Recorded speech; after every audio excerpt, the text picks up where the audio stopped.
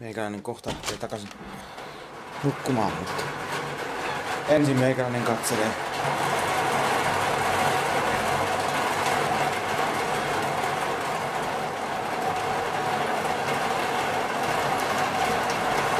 heinäkuussa aina sataa. Sanoin, että heinäkuun viinasateet kun iskee, niin ne iskee.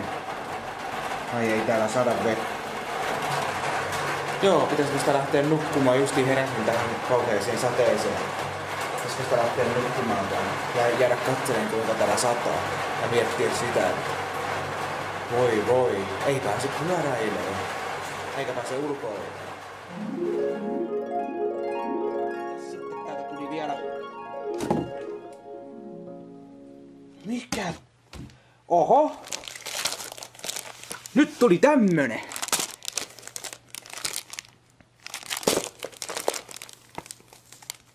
Kalastus- ja polkupyöräily tämmönen vaatetakki. Oho! Juman kautsi. Tää on kyllä kätevä. Tää on hyvä. Tää on kyllä hyvä. Niin nyt voi sitten, jos lähtee kalaan tai pyöräilee, niin ei pääs kastu. Tää vähän suojaa tämmönen. Joku... Joo. Kiitos pirusti. Nyt on kyllä... Voi sanoa, että kyllä tää vetää sanottomaksi. Että nyt on kyllä nyt. Nyt voin sanoa, että niin. Pirusti kiitoksia lahjoittaneille. Lahjoittaneille tai lahjoittaneillekin. Tässä niinku. Nyt voin sanoa, että Tää vielä kruunaa kaiken tämä.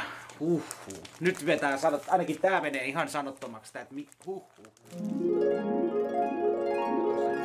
Joku oli joskus aikaisemmin laittanut meikäläiselle kuvia, että XL-liikkeessä olisi noi pyöräilyyn tarkoitetut sadeasu.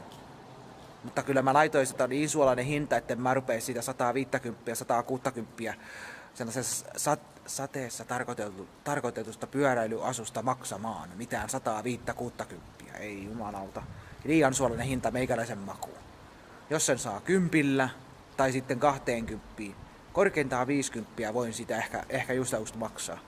Mutta 107 ja 160 niin ei ole meikäläisen budjetille. Kyllä on niin suolainen hinta, että tämmöstä, mutta ei siitä sen enempää.